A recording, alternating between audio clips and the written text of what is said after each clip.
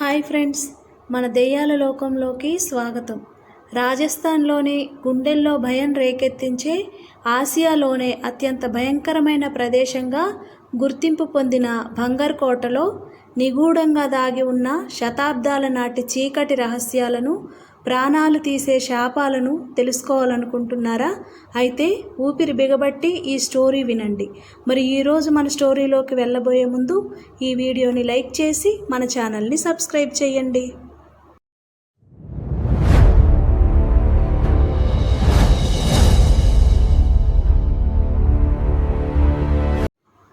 రాజస్థాన్లోని అరవల్లి కొండల మధ్య ఒక ఏకాంతమైన లోయలో బంగర్ కోట నిశ్శబ్దంగా నిలబడి ఉంది. 16వ శతాబ్దంలో రాజా భగవంత్ దాస్ తన కుమారుడు మధో సింగ్ కోసం నిర్మించిన ఈ కోట ఒకప్పుడు శ్రీమంత నగరం. బజార్లు రద్దీగా ఉండేవి. దేవాలయాల నుంచి గంటలు, భజనలు వినిపించేవి. రాజప్రాసాదం నుంచి సంగీతం, నవ్వులు మారుమ్రోగేవి. కానీ ఇప్పుడు అది కేవలం శిథిలాలు మాత్రమే. గోడలు పొక్కిపోయి, మేడలు కూలిపోయి, ఖాళీ గదులు ఏదో భయంకరమైన రహస్యాన్ని దాచుకుని ఉన్నాయి.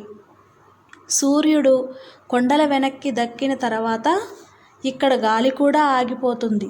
ఎవరూ లోపలికి వెళ్ళడానికి అనుమతి లేదు. ఏఎస్ఐ బోర్డు స్పష్టంగా హెచ్చరిక ఇస్తుంది. సూర్యాస్తమయం తర్వాత లోపలికి వెళ్ళడం నిషేధం. ఎందుకంటే రాత్రి బంగర్ జీవించి లేస్తుంది. బంగర్ కోట నిర్మాణం ముందు ఆ ప్రదేశం ఒక పవిత్ర స్థలం. అక్కడ బాబా బలౌనాథ్ అనే మహానుభావుడు దీర్ఘకాలం ధ్యానం చేసేవాడు. అతని కుటీరం చుట్టూ శాంతి నిండి ఉండేది. రాజా మధో సింగ్ కోట నిర్మించాలని నిర్ణయించినప్పుడు ఆ సాధువు అనుమతి కోసం వెళ్ళాడు. బాబా బలౌనాథ్ కళ్ళు మూసుకుని కూర్చుని ఉన్నాడు. రాజు తన కోరిక చెప్పాడు. సాధువు నెమ్మదిగా కళ్ళు తెరిచి ఒక్క షరతు పెట్టాడు. నా కుటీరం మీద ఏ భవనం నీడ కూడా పడకూడదు. నీ కోట ఎంత ఎత్తుగా ఉన్నా నా కుటీరం మీద నీడ పడితే ఈ నగరం పూర్తిగా నాశనమవుతుంది. ఇక్కడ ఎవరూ సుఖంగా జీవించలేరు. నా శాపం వల్ల ఈ భూమి శూన్యమవుతుంది. రాజు భయంతో వణుకుతూ అంగీకరించాడు. కోట నిర్మాణం ప్రారంభమైంది. రాజభవనాలు, గోపురాలు, దేవాలయాలు, మార్కెట్ స్థలాలు అన్నీ అందంగా ఏర్పడ్డాయి. కానీ తర్వాతి తరం వచ్చేసరికి రాజా అజబ్ సింగ్ గర్వంతో కోట ఎత్తు పెంచాడు. కొత్త గోపురాలు, ఎత్తైన మేడలు నిర్మించాడు. అతను మధో సింగ్ మనుమడు.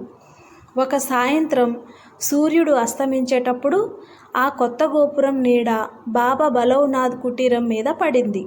ఆ క్షణం భూమి వణికింది. దూరంగా ఉన్న గుహలో బాబా భయంకరంగా అరిచాడు. నా హెచ్చరికను లెక్క చేయలేదు. ఇప్పుడు ఈ నగరం ఎప్పటికీ ఖాళీగా ఉండాలి. ఇక్కడి ప్రతి ఇంట్లో దుఃఖం, ప్రతి గోడ మీద మరణం, ప్రతి రాత్రి భయం నిండాలి. నా శాపం ఈ బంగర్ను శూన్యం చేస్తుంది. ఆ అరుపు కొండలు దాటి రాజప్రాసాదం వరకు ప్రతిధ్వనించింది. ఆ రాత్రి నుంచి బంగర్లో విచిత్రమైన సంఘటనలు మొదలయ్యాయి. ఆ కాలంలో బంగర్లో రాజకుమారి రత్నావతి జన్మించింది. ఆమె అందం రాజస్థాన్ సరిహద్దులు దాటి ప్రచారమయ్యింది. ఆమె కళ్ళు నీలం ఆకాశంలాగా, చర్మం పాలలాగా, నడకలో రాజసీ గర్వం. ఆమె తెలివైనది, ధైర్యవంతురాలు. తంత్రమంత్రాల్లో కొంత అవగాహన కూడా ఉండేది. ఎందరో రాజకుమారులు, యోధులు ఆమె కోసం ప్రతిపాదనలు పంపేవారు. కానీ రత్నావతి ఎవరినీ పట్టించుకోలేదు. ఒకరోజు ఆమె సేవకురాలు బజారులో సుగంధ తైలం కొనడానికి వెళ్ళింది. అక్కడ ఒక వ్యక్తి ఆమెను గమనించాడు. సింగియా ఒక భయంకరమైన తాంత్రికుడు. అతను బ్లాక్ మ్యాజిక్, వశీకరణ విద్యల్లో ప్రావీణ్యం సంపాదించాడు. అతని కళ్ళలో దురాశ, ఆకలి కనిపించేది. రత్నావతి అందం చూసి అతను పిచ్చివాడయ్యాడు. రాత్రి అతను తన గుహలో భయంకరమైన తంత్రాలు చేశాడు. ఒక చిన్న బాటిల్లో సుగంధ తైలం తీసుకుని దానిలో తన జీవిత శక్తి, వశీకరణ మంత్రాలు, రక్తం, ఎముకల పొడి, చీకట శక్తులన్నీ కలిపాడు. ఈ తైలం ముట్టుకున్న వెంటనే రత్నావతి నా మీద ప్రేమతో పిచ్చి పట్టి పరిగెత్తి వస్తుంది, ఆమె నా దాసి అవుతుంది అని అతను భయంకరంగా నవ్వాడు. ఆ నవ్వులో అసహ్యమైన ఆకలి ఉంది. మరుసటి రోజు సేవకురాలు ఆ తైలం రత్నావతికి ఇచ్చింది. రత్నావతి బాటిల్ చేతిలో తీసుకుని ఒక్కసారి చూసింది. ఆమెకు వెంటనే అనుమానం వచ్చింది. తైలంలో ఒక విచిత్రమైన ఎర్రటి మెరుపు, అసహజమైన వాసన, ఒక చల్లని శక్తి. ఆమె తంత్ర విద్యలో కొంత అనుభవం ఉన్నందున ఇది సాధారణ తైలం కాదని గ్రహించింది. ఇది ఎవరి దురాలోచన అని ఆమె గట్టిగా అన్నది.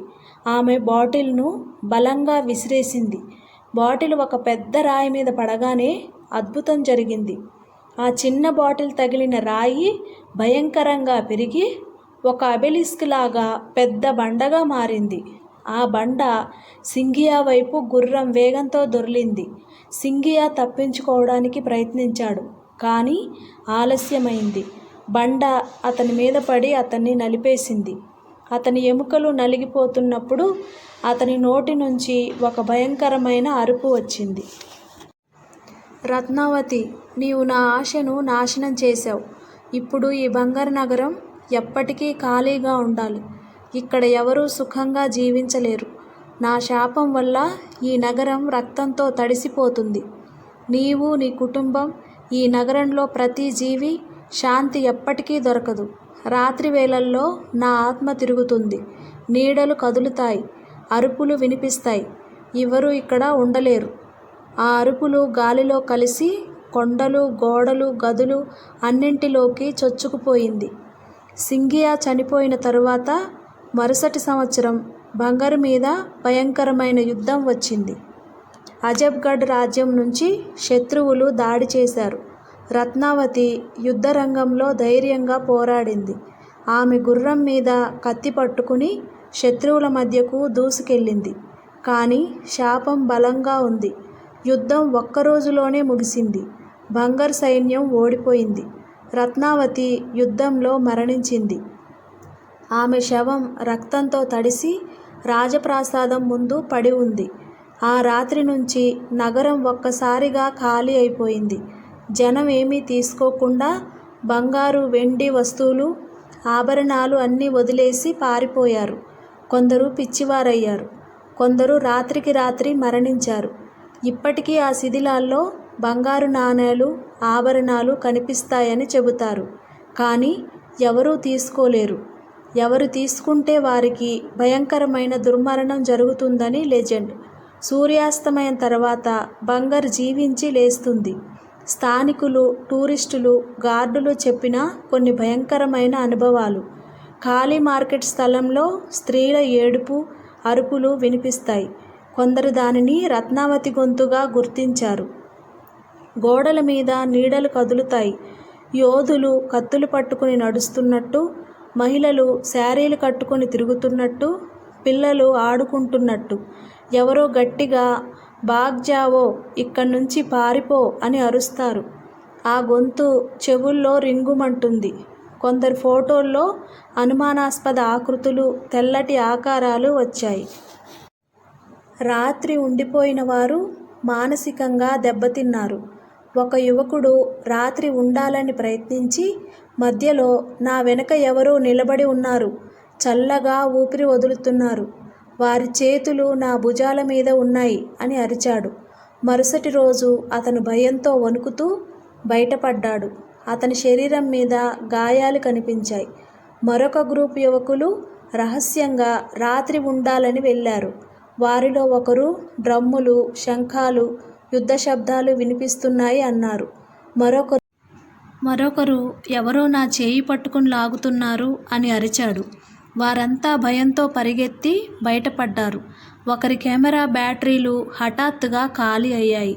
మొబైల్ సిగ్నల్ పూర్తిగా పోయింది. కొందరు గార్డులు చెప్పారు, మేము సాయంత్రం ముందే బయటకు వస్తాం. రాత్రి ఎవరూ లోపల ఉండరు. గ్రామస్తులు కూడా దేవుళ్ళని ప్రార్థించి మాత్రమే దగ్గరకు వస్తారు. ఒకసారి ఒక యువకుడు రాత్రి బంగర్లో ఒంటరిగా ఉండాలని ప్రయత్నించాడు. అతను ఒక ఖాళీ గదిలో కూర్చుని ఉండగా వెనక్కి తిరిగి చూశాడు. ఒక తెల్లటి చీరలో ఒక స్త్రీ ఆమె ముఖం కనిపించకుండా నిలబడి ఉంది. అతను అరవడానికి కూడా సమయం లేకుండా మూర్ఛపోయాడు. మరుసటి రోజు అతన్ని బయట పడుకోబెట్టి ఉంచారు. అతనేమీ మాట్లాడలేదు, కేవలం వణుకుతూ ఉన్నాడు. ఇప్పటికీ బంగారు కోట ఖాళీగానే ఉంది. పగటిపూట టూరిస్టులు వచ్చి వెళ్తారు, కానీ సాయంత్రం అయ్యేసరికి ఎవరూ అక్కడ ఉండరు. రత్నావతి ఆత్మ ఇంకా శాంతి చెందలేదని, సింగియా యొక్క చీకటి శక్తి ఇంకా ఆ కొండల్లో తిరుగుతోందని, బాబా బలౌనాథ్ శాపం ఇంకా అమలులో ఉందని స్థానికులు నమ్ముతారు. మీరెప్పుడైనా బంగర్ వెళ్తే పగటిపూటనే వెళ్ళి సాయంత్రం ముందే బయలుదేరండి. రాత్రి అక్కడ ఉండాలని ఆలోచించకండి. ఎందుకంటే కొన్ని శాపాలు కాలం తీరకుండానే ఉంటాయి. కొన్ని ఆత్మలు ఇంకా తిరుగుతూనే ఉంటాయి. రాత్రి ఏదైనా చీకటి గదిలో ఒంటరిగా ఉంటే వెనక్కి తిరిగి చూడకండి. ఎవరో మిమ్మల్ని చూస్తున్నట్టు, ఊపిరి తీస్తున్నట్టు అనిపిస్తే అది ఊహ కాకపోవచ్చు. బంగారు కోట ఇప్పటికీ వేచి ఉంది తన తదుపరి బలి కోసం.